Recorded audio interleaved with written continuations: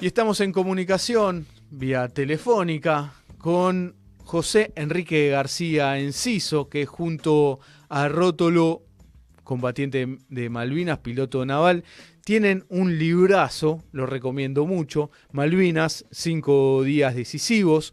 Con José hemos conversado en la temporada pasada, allí en una extensa charla, un aprendizaje total que nos dio José. Y en este caso queríamos repasar, primero te saludo. José, ¿cómo estás? ¿Qué tal? ¿Cómo estás? Bien, un gusto estar nuevamente comunicado con vos. ¿Cómo estás? ¿Todo bien? Todo bien, todo bien. Yo, bueno, vine de Corrientes, vos sabés que vivo ahí. Llegué ayer, pero en medio de grandes lluvias y bastantes inconvenientes, pero bueno, hay que encararlos y mientras tanto seguir con la tarea de todos los días. Está muy bien. José, en Malvinas, 5 días decisivos, que para mí es un libro revelador totalmente. Eh, Inclusive es un libro que ese César Trejo me insistía mucho en un momento a que lo lea. Y recuerdo, Ujú. y quiero ir puntualmente a este caso, además por el tiempo también que tenemos en este caso. En YouTube del Observatorio Malvinas van a encontrar la entrevista, extensa entrevista, charla que tuvimos con José, donde explica ahí en profundidad. Pero acá, José, me quiero ir al 1 y 2 de mayo de 1982, porque vos eras Ujú. parte de unas negociaciones muy importantes. Era un fin de semana, sábado y domingo, y Ujú. estaban allí negociando para aceptar la propuesta de paz de Perú. Te doy Sí, pie y introducinos en eso. Contanos sobre eso. cómo no. Antes hago una breve introducción. Eh, Había venido el general Haig a negociar acá con nosotros.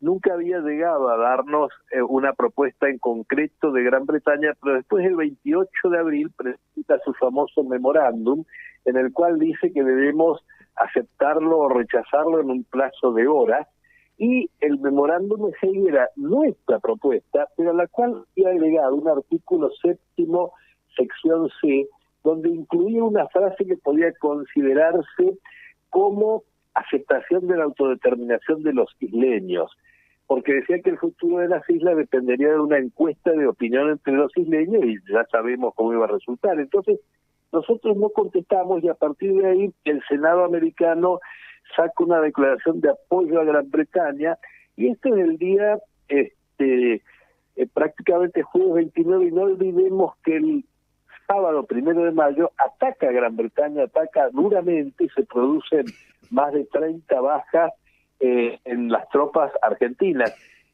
Ahí se produce otro fenómeno y es que casi todos los presidentes latinoamericanos o sus ministros de Relaciones Exteriores llaman al presidente Reagan norteamericano y le dicen que no se puede aceptar un ataque de esa naturaleza a un territorio que está dentro del área americana, que justamente está Gran Bretaña atacando dentro de lo que es el área americana y el área del Piar. Y entonces Reagan le ordena a Haig que busque una salida. Él se comunica con el presidente del Perú, Fernando Belaúnde Terry. Fernando Belaúnde Terry consulta con la Argentina y el problema era que si aceptábamos la autodeterminación era como perder el caso de nada. Entonces Fernando Belaúnde Terry ese sábado redacta un proyecto llamado el Proyecto de los 7 Puntos, donde desaparecía el tema de la autodeterminación. Y los 7 puntos, el primer punto de los 7 puntos era el cese inmediato de toda hostilidad. A las 10 de la noche, después ya de este fuerte ataque inglés sobre el aeródromo de Puerto Argentino el sábado a partir de las 5 de la mañana, que se repite 8 de la mañana, y que a lo largo del día tiene varios conflictos, porque la Fuerza Aérea ataca también a 3 buques ingleses que estaban bombardeando las posiciones argentinas en Puerto Argentino. A las 10 de la noche llega la primera comunicación de Belaúnde, de 10 de la noche del primero. Ahí plantea él los 7 puntos, habiendo quitado el tema de la autodeterminación. Ahí le contesta a Costa Méndez que la propuesta nos interesa realmente porque toma en cuenta la posición argentina, 12:15 de la noche llama al presidente de la UNDE, al general Galtieri, y le dice que es indispensable una tregua para poder proseguir con este acuerdo. Y entonces a las 2 de la mañana es cuando se envía un radiograma, un cable a los buques de la flota que estaban en el norte. Estaba el grupo de portaaviones con las corbetas preparándose para atacar a la flota inglesa, porque la flota inglesa solo se podía atacar si estaba aferrada a las islas.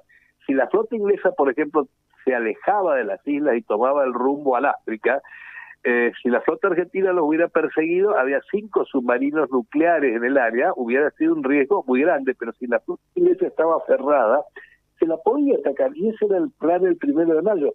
Mientras tanto, abajo, el crucero Belgrano fundamentalmente cuidaba de que no entrara una fragata inglesa por el Cabo de Hornos, porque había información de una fragata inglesa que venía de la zona del Pacífico. Y ahí estaba el Belgrano, y arriba estaban el grupo de portaaviones y las 3 corbetas de bajo bordo con Exocet, que estaban muy cerca de la flota inglesa. A las 2 de la mañana se les ordena volver a posición inicial. ¿Por qué? Porque Belaúnde pedía esa tregua de 48 horas para completar la gestión de paz, y la Argentina tenía interés en aceptarla. Entonces, 10:15 de la mañana, hora argentina, el ministro de Relaciones Exteriores, Costa Méndez, le transmite a Belaúnde que nosotros en principio vamos a aceptar, y que el presidente lo va a llamar pronto para transmitirle eso. ¿Cuál era el único problema que había a las 10:15 de la mañana? ¿Cómo redactar la palabra intereses y deseos en castellano y en inglés? ¿Por qué? Porque si no ponía deseos de los isleños deseaban seguir siendo británicos, o sea, perdíamos. Si uno ponía intereses de los isleños, eso era reconocerles todo lo que ellos consideraran materialmente reconocible. Es decir, si alguno se quería ir, darle una indemnización por los bienes que podía tener, si alguno se deseaba quedar, bueno, verle cubrir la parte material, los intereses. Hay una diferencia enorme entre las dos palabras, pero para facilitar la aceptación se llega a una redacción que decía los deseos sobre intereses, es decir, se lee una forma en la cual la palabra interés prevalece sobre la palabra deseo. Entonces ahí, como estamos de acuerdo, me toca a mí redactar la respuesta de Galtieri a Belaúnde Terry, en la cual yo pongo, porque se hacía una redacción y después la leía el presidente, por supuesto yo pongo, digamos, como hablando Galtieri, él le dice: hemos decidido aceptar la propuesta de vuestra excelencia, y eso lo había redactado yo. Y cuando Galtieri lo lee, pone encima de esta frase: en principio, hemos decidido en principio aceptar la propuesta de vuestra excelencia, pero tenemos que hacer una reunión formal de la Junta Militar a las 19 horas hora argentina para que los 3 integrantes de la Junta Militar, por supuesto, firmen el acta de acuerdo, porque no la podía firmar Galtieri solo, y porque a esa hora se iba a reunir la Junta.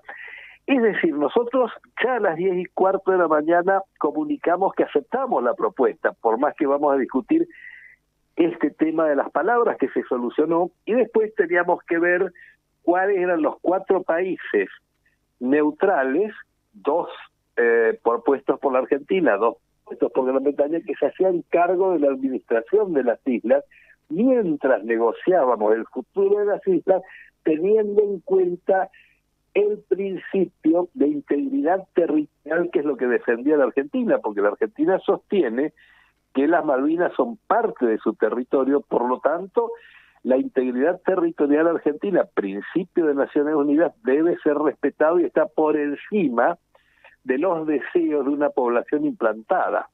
Pero como esa posición se tomaba en cuenta, vuelvo a repetir, nosotros aceptábamos, y la prueba es que el día domingo 2 de mayo no hay un solo acto militar bélico argentino, ni uno, porque estábamos en tregua. Pero ¿qué sucede? Ahí, perdón, Nosotros, José, solo sí, para aclarar esto que estás contando, ujú, porque es muy importante, recuerdo José Enrique García Enciso, autor de Malvinas, 5 días decisivos, junto a Benito Rótolo, piloto naval, combatiente de Malvinas, que todo esto pasa entre la tarde-noche del sábado 1 de mayo y la mañana del 2 de mayo. exactamente. La, digamos, la propuesta de Belaúnde llega a la Argentina a las 10 de la noche del 1 de mayo, sábado. Se empieza a analizar febrilmente, por supuesto. A las 12 de la noche el presidente el general Galtieri le dice al presidente Belaúnde, nos interesa, cubre nuestras nuestros deseos, nuestro punto de vista, y esa es una conversación que se produce 12:15 de la noche. A mí también me tocó darla a conocer a través de periodistas, pero con permiso del general Iglesias, que era quien estaba a cargo de la Secretaría General, bastante tiempo después de los hechos. Estas conversaciones eran secretas, pero están todas grabadas y escritas a máquina. Yo tengo los originales porque me autorizaron a tenerlos. Se hicieron fotocopias certificadas que fueron a la comisión Rattenbach.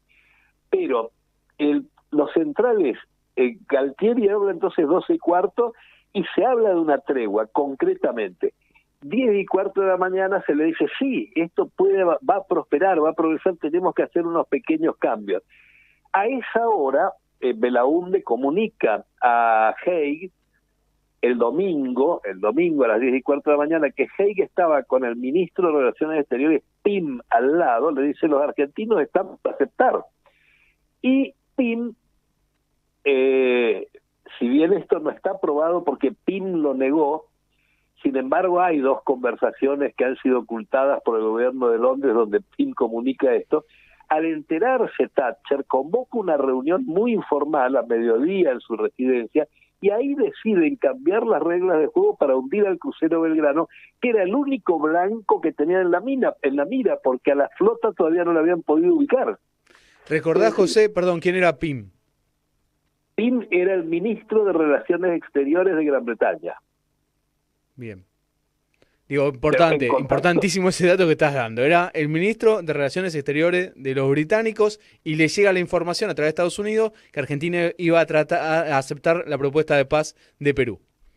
así es, esto está comprobado, está verificado, está reconocido por Haig, porque estaban los dos reunidos en el despacho de Haig cuando Belaúnde le dice a la Argentina va a aceptar. Ahí yo estoy seguro de que un ministro de Relaciones Exteriores inmediatamente llama a su jefe, la primera ministra, y le dice, mire, los argentinos están por aceptar. Vuelvo a repetir, Pim nunca quiso reconocer esas dos llamadas, porque si reconociera, inculparía directamente a Thatcher de lo que pasó después. ¿Qué hace Thatcher? Convoca a dos almirantes a su casa de fin de semana y sin ningún tipo de actas ni nada, cambia las reglas de juego de enfrentamiento y anula la orden de no atacar fuera de la zona de exclusión, porque la zona de exclusión tiene un valor jurídico. Solamente se podía atacar el portaaviones fuera de la zona de exclusión porque el poder ofensivo del portaaviones llega tan lejos como llegan sus aviones, pero no se podía atacar buques de guerra comunes porque fuera de la zona de exclusión no representaban un peligro inmediato. Y ella cambia las reglas de juego y le dice al almirante Leach que le ordene al submarino Conqueror disparar contra el Belgrano, porque el submarino Conqueror hacía casi 48 horas que venía siguiendo al Belgrano, lo había detectado y lo venía siguiendo, pero no lo podía atacar porque el Belgrano estaba fuera de la zona de exclusión. Y en un momento determinado el Belgrano da vuelta a su rumbo y comienza a volver a Ushuaia. ¿Por qué? Porque estábamos en una tregua y todo el mundo daba por supuesto que se iba a firmar la paz esa tarde. Por lo tanto, al Belgrano se le manda la orden de cambiar su rumbo y poner proa rumbo a Isla de los Estados. El comandante del Conqueror dice, yo hace 2 días que lo venía siguiendo, pero no le podía tirar porque nunca entraba a la zona de exclusión. De golpe le llega una orden de que dispare aunque esté fuera de la zona de exclusión, de que lo torpedee. Y el comandante 3 veces se hace repetir la orden porque él tenía otras instrucciones. Al final, el comandante tira los torpedos, hunde al crucero Belgrano, y esta noticia llega a las 7 menos cuarto de la tarde, cuando que a las 7 anunciábamos que habíamos aceptado la paz. Mientras tanto, a las 5 de la tarde, hora de Lima, el presidente de la UNDE convoca una conferencia de prensa y dice que se ha logrado la paz entre Gran Bretaña y la Argentina y que él puede adelantar el primero de sus puntos: cese inmediato de hostilidades. Yo tengo acá enfrente mío la noticia de Associated Press, donde justamente habla de la conferencia de Belaúnde, y el cable dice así: Lima, el presidente peruano Belaúnde Terry dijo hoy que Gran Bretaña y Argentina anunciarán esta noche el cese de toda hostilidad en su disputa por Malvinas. Lima, 2, Associated Press. El presidente Belaúnde Terry dijo hoy que Gran Bretaña y Argentina anunciarán esta noche el cese de toda hostilidad en su disputa por las Malvinas. El documento base fue redactado por el secretario de Estado norteamericano, Alexander Haig, y transmitido al gobierno argentino por medio del presidente peruano. Dijo que los contactos permanentes y prolongados entre las partes se iniciaron ayer, 1 de mayo, prosiguieron toda la noche y esta mañana, y serán dados a conocer esta tarde. Belaúnde dijo que no podía adelantar los puntos del acuerdo, con la excepción del primero, sobre el cual no hay discusión: cesación inmediata de las hostilidades. Este es el presidente del Perú hablando. Claro. O sea, el presidente del Perú. Y cuando se refiere al tema de que efectivamente el general Haig fue quien le pidió que mediara y que presentara este proyecto, se refiere al hecho de que son los presidentes latinoamericanos los que le dicen al presidente norteamericano Reagan: tiene que parar esto no puede ser. Y ahí Haig, que había jugado a favor de los británicos hasta el 30 de abril, cuando toma conciencia de que esto puede generar un problema enorme con todos los países latinoamericanos, y como él de alguna manera ya había jugado a favor de Inglaterra, bueno, acepta hablar con Belaúnde para ver la redacción del documento, y Belaúnde entonces acepta mejorarlo en función de las peticiones argentinas: primero negociar, después mejorarlo, después presentarlo, y llegamos al punto en que el propio presidente Belaúnde anuncia que se ha firmado y que han cesado las hostilidades. Y en ese momento exacto es cuando se hunde el Belgrano. Cuando llega la noticia del hundimiento del Belgrano, en la Junta Militar se produce primero una desazón, un no comprender lo que pasa. Estábamos en una tregua, y después se decide aceptar de todas maneras la propuesta de paz, y esto lo declara el brigadier Lamidoso antes de su fallecimiento en una nota que da al diario La Nación, que se puede leer en Google, que se llama la nota La larga vigilia de la noche en que la paz se había logrado.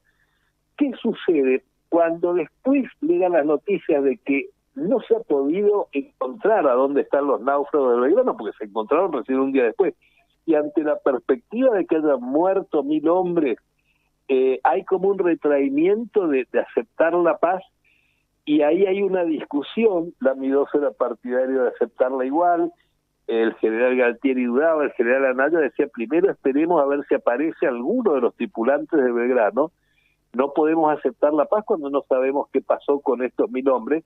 Y ahí entonces, bueno, la paz que se había aceptado no se termina de dar, pero lo real y concreto es que nosotros habíamos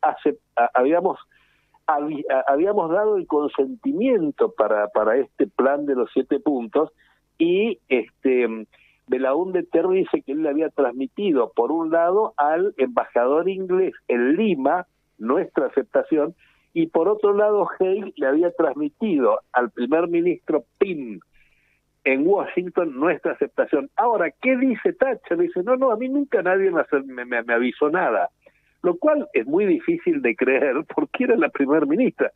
Ella dice simplemente a mediodía llamé a los almirantes a ver cómo estaba la cuestión y me dijeron que había un buque que era el Belgrano, que era un peligro inmediato para la flota inglesa. El Belgrano estaba a 12 horas de marcha de la flota inglesa si hubiera querido ir. Rumbo al continente. Además, el Belgrano estaba rumbo al continente, lo cual era alejarse de la flota inglesa, y aún se hubiera puesto proa a la flota inglesa. No olvidemos que el Belgrano era un buque antiguo, no daba más de 20 nudos en su mejor momento, digamos, y además la flota inglesa hubiera tenido que quedarse quieta esperándolo, lo cual yo dudo de que hubiera pasado. Es decir, Thatcher hace una explicación donde dice tuve que dar la orden de hundirlo aunque estuviera fuera de la zona de exclusión, porque era un peligro inmediato para nuestros muchachos. Esto quedó en su momento como una versión oficial, pero después una serie de circunstancias hacen que comiencen investigaciones tanto, digamos, un poco acá en Buenos Aires como en Londres, de un parlamentario británico que se llamaba Tom Dale, que empieza a darse cuenta de que lo que dice Thatcher no coincide con otras informaciones que él está recibiendo. Era el más antiguo de los integrantes de la Cámara de los Comunes, era un hombre al cual no era fácil engañar. Y él llega a la conclusión de que Thatcher había mentido, y dice, ¿por qué mintió? ¿Por qué dijo que el Belgrano estaba a punto de atacar a la flota inglesa si al revés? Estaba lejísimo y se estaba alejando.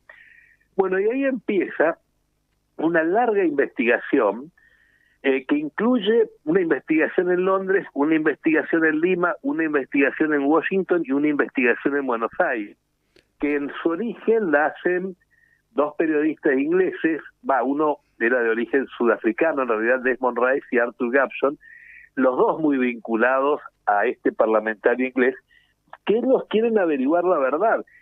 Y bueno, nosotros colaboramos con ellos para darles toda la verdad, es decir, le dimos acceso a nuestros archivos, que eran secretos, y de ahí surge cada vez más fuerte la verdad, de que la verdad como la vemos nosotros, de que Margaret Thatcher, justamente al enterarse de que nosotros vamos a aceptar la paz, ordena que se ataque al Belgrano aún estando fuera de la zona de exclusión. Y como ella dice en sus memorias, yo siempre pensé que en estos casos, si había algún tipo de ataque, los argentinos iban a preferir pelear a aceptar mansamente el ataque. Claro, que lo hizo agrede, lo hizo a propósito para que la guerra continuara, para que no se acepte esa paz. Él era consciente de que esa paz,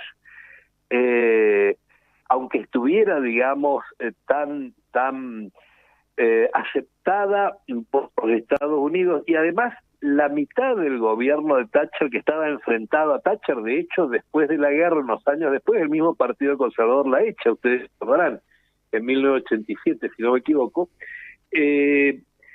la mitad del gobierno encabezada por Pym era partidario de aceptar esa paz.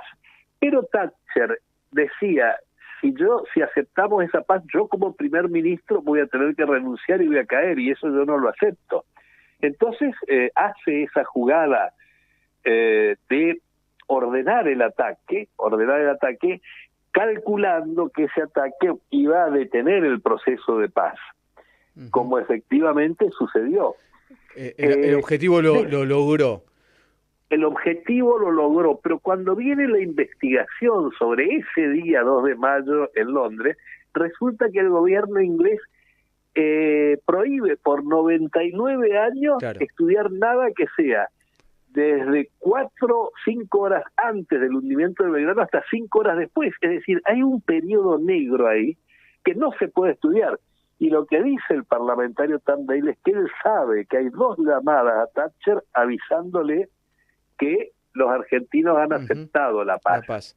Eso es lo que está cubierto bajo 14 llaves en el gobierno inglés, y dicen ellos que dentro de 99 años, bueno, 99 años a partir de 1982... Que ni siquiera la Segunda Guerra Mundial ocultaron tanta información. Ni siquiera. Claro. José, tu libro, y junto a Rótolo, es lectura obligatoria, Malvinas, 5 días decisivos. te voy a proponer que cuando voy a estar siguiéndote para cuando estés en Buenos Aires en algún momento invitarte al estudio, porque hay un montón de cosas que son detalladas, muchas de las cosas que se investigaron.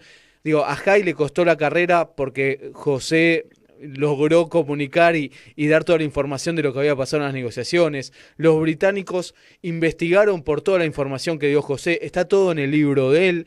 Pero te voy a proponer, porque ahora me quedé sin tiempo, que cuando estés por Buenos Aires te puedas venir al estudio y lo charlamos acá tranquilos.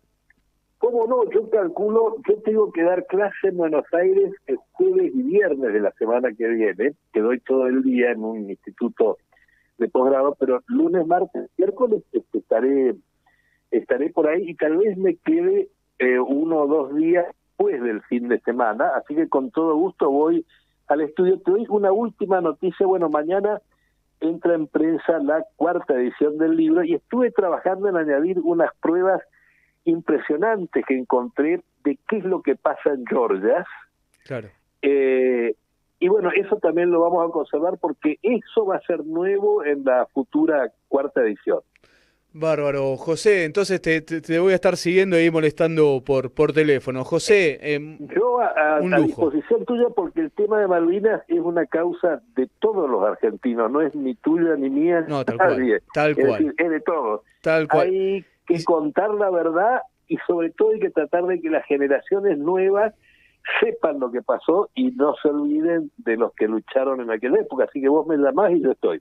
Excelente, José, y me vas a hacer comprar la 4ª edición porque viene ya con una pequeña información y yo soy de comprar esas cosas, así que ya veo que tengo que comprar la 4ª edición, allí lo estaré comprando. José, un fuerte abrazo y muchísimas gracias. Si me salir antes de que nos veamos, te voy a llevar con todo gusto un libro porque la tarea que hacen ustedes es sumamente importante, la hacemos entre todos, vuelvo a repetir, vos con la radio, yo escribiendo el libro, buscando más datos, peleando por esto, porque esto es algo que nos mueve a nosotros y que además hasta a mí me dan ganas de seguir trabajando y trabajando, porque para mí fue un trauma lo del Belgrano, lo que sucedió ese día, y la única forma de superarlo es mostrar la verdad. Exactamente, y que se conozca eso, lo que pasó. José, un fuerte abrazo, muy amable como siempre y impresionante. Muchas gracias, José. Gran abrazo a vos y a toda la audiencia. Muchas gracias. José Enrique García Enciso fue senador, 3 años presidente del Senado, allí en Corrientes, fue vicegobernador de la provincia de Corrientes y autor, junto a Rótolo, que es piloto naval, combatiente de Malvinas, 5 días decisivos, un librazo.